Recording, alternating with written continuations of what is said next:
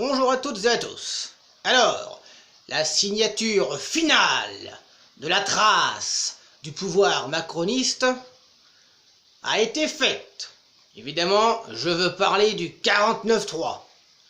L'arme a été dégainée samedi soir par le Premier ministre, le subordonné de Monsieur le Président Macron, qui avait déclaré, il y a un peu plus d'un mois, en revenant de Jérusalem, la dictature, c'est lorsque une personne ou un clan décide des lois. Nous y sommes, non?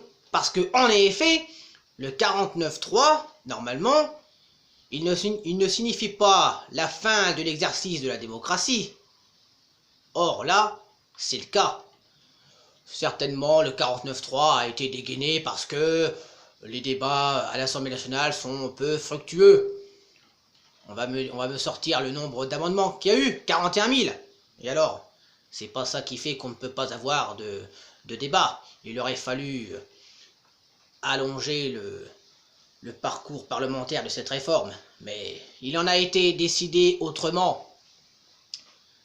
Mais ce coup de force, il vient seulement prouver que la Macronie, comme ses prédécesseurs, n'en a fichtrement rien à faire de la contestation générale du pays. Parce que cette réforme des retraites qui est mal ficelée, qui est un peu inutile dans le sens où elle est présentée, cristallise la colère d'un pays tout entier. Toutes les corporations sociales, tous les retraités de la nation y sont opposés. Tous les juristes, non, certains juristes, et même le Conseil d'État est opposé à cette réforme des retraites. Mais le gouvernement s'en fiche. Et profitant d'une épidémie qui s'installe en France, et avec la complicité des médias qui ne parlaient que de ça, et qui ne parlent toujours que de cela, le coup de force a donc été effectué. Il est donc de notre devoir de répondre à ce 49.3 politique.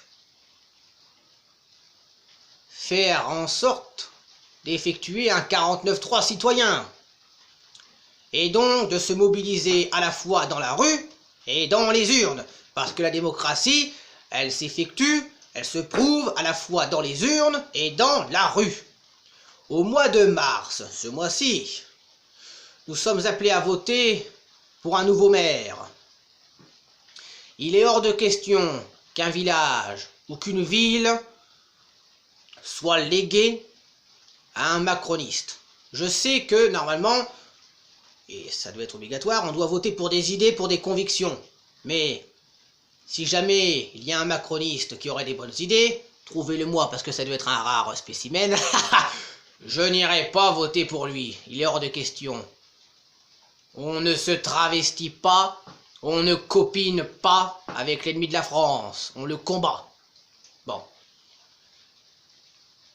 Mais les urnes ne suffiront peut-être pas. Elles serviront à envoyer un signal électoral fort pour mettre un carton rouge à la politique macroniste. Dire non, nous n'en voulons pas, même au plan local, nous ne voulons plus de votre politique, on ne veut plus de vos représentants. Bon. Mais la contestation sociale doit continuer et doit même s'amplifier. Il serait peut-être grand temps de mettre en place un blocage de l'économie. Malheureusement, je dis bien malheureusement, c'est le dernier recours que nous pouvons avoir.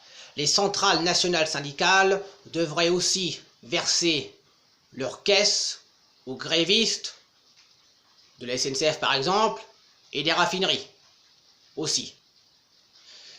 C'est à la fois dans les urnes et dans la rue que le peuple exercera sa souveraineté pleine et entière qui a été bafouée avec l'arme légale de la démocratie, ou plutôt d'une dictature rampante drapée d'une couverture qui s'appelle démocratie. L'avenir de la France, donc le nôtre, en dépend. Nous devons nous mobiliser par tous les moyens pour combattre l'ennemi suprême de la France, le macronisme, qui a en quelque sorte déclaré la guerre au peuple, cette guerre qui dure depuis des mois et qui va peut-être s'amplifier s'il continue de nous enfoncer et de plonger la France dans un abîme et dans une décadence profonde. Merci de votre attention.